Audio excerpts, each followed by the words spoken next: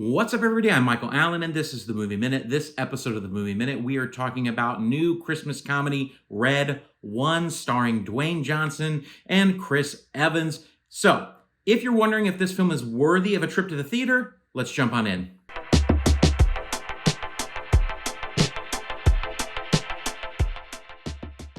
All right, so let's talk about Red One. I think when I first saw the trailer for this film, I thought, yes, this looks fun. It definitely reminded me of films like Jingle All the Way. I mean, it had that late 90s, early aughts feel to it. And so I was absolutely intrigued. And with a cast like Dwayne Johnson, Jake Simmons, Chris Evans, Lucy Lui, I mean, it was a pretty stacked cast. So expectations were fairly high for what it needed to be, right?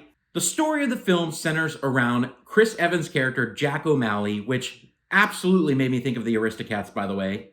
O'Malley the alley cat.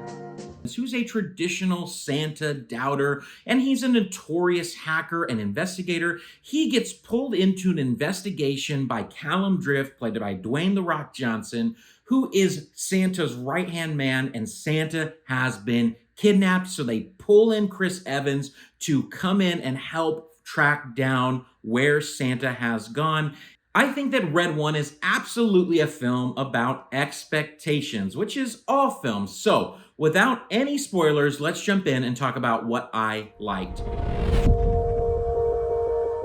The first thing that Red One did really well was just the style, right? It had a great feel to it. It really captured that kind of cheesy Christmas fun action movie like Jingle All the Way, like I mentioned earlier. It's turbo time. It just had that style factor that you knew you were going to have a lot of fun from the very beginning of this film, and they absolutely delivered on that point. And the cast really added to that. I think Chris Evans and Dwayne Johnson really had some great chemistry together, and it was really aided by great dialogue. And you never know, right? Who did the screenwriter write the dialogue? Did these guys improv it? We'll give a nod to the writer, who is Chris Morgan, who wrote the latter half of the Fast and Furious franchise. And so he has quite a lot of experience in that kind of cheesy one-liner dialogue, and that's very present here in Red One.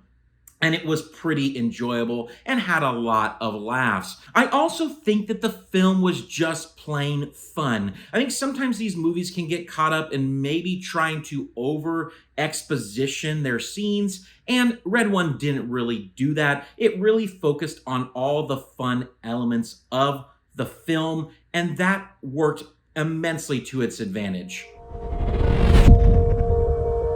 I think one thing that really actually bothered me about this film was really the fact that I thought it was supposed to be a family Christmas movie, and this film really isn't that. I think that, or it depends on the age of your children. I think this film had a lot of language, a lot more language than I thought it was going to have, and it also just had some gratuitous scenes that were like, we don't even need this. This doesn't need to be part of a Christmas movie, but they threw it in, right? And so it's absolutely a film that I would be like, okay, maybe I'd watch this with my teenagers, but I definitely wouldn't watch this with my elementary school kids, which made me sad because ultimately that felt like what this film should be, right? Is this classic Christmas elf style film, and it was not that. It was much more adult than I was expecting. Now, there are a lot of things wrong with this movie. I'm going to be completely honest, okay? But there is a huge distinction sometimes in the critics' world when you're talking about rating films. There's a difference between cinema and movies, right? There actually is a difference. And I think so many critics go into movies going, this is supposed to be cinema. And there are movies just aren't meant to be that, right? They're meant to just be fun, no-brainer, sit down, laugh hard, and leave the theater feeling great. And that's a lot of what Red One is. So, is the script great? No. The story's not very strong. It's fairly thin.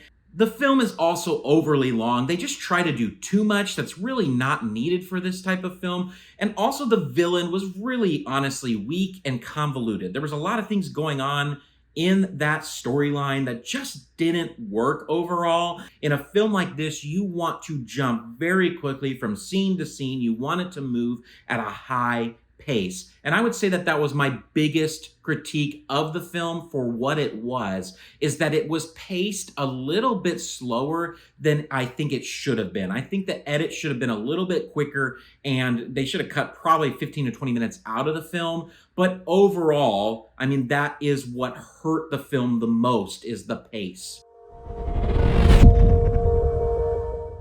From an entertainment standpoint, this film was a lot of fun. I had fun. It was absolutely an 8 out of 10 for entertainment.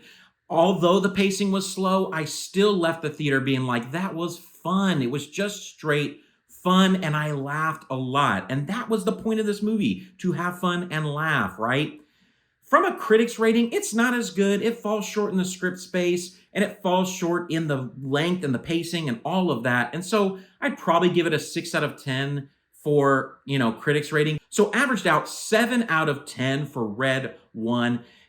And from a badge standpoint, this film is definitely a popcorn bucket. I think if you're in that range, right, that teenager plus range, adult range, this is going to be a movie that is a fun watch with your friends and that you will enjoy watching every year. It has a lot of great moments. At the end of the day, Red One succeeds where many other films do not. It knows what it is, and it leans into its strengths and delivers a Christmas classic that people will watch for years to come, and it will become a staple around December. And so kudos to Jake Kasdan and the team that delivered us Red One. You can feel comfortable going and seeing this movie. It's absolutely worth your time and your money. If you're looking for more non-spoiler reviews from a filmmaker perspective, let me be your movie guy. And until next time, everybody, peace out.